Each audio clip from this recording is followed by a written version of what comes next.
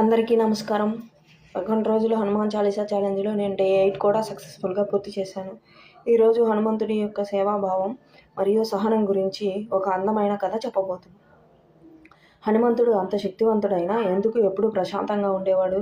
స్నేహభావం అంటే నిజంగా ఏమిటి? ఇప్పుడు కథలోకి వెళ్దాం. రామాయణం యుద్ధం ముగిసిన తర్వాత అందరూ శ్రీరాముడిని ప్రశంసించారు.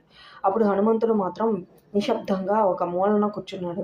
అతను తన విజయాల గురించి ఎక్కడా చెప్పుకోలేదు.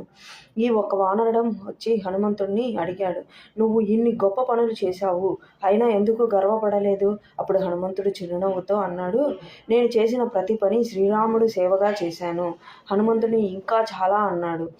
సేవాభావం అంటే కేవలం పని చేయడం కాదు, సహనం, వినయం, ప్రేమతో సేవ చేయడం. అతని మాటలు విన్న వారందరూ భావోద్వేగానికి గురయ్యారు.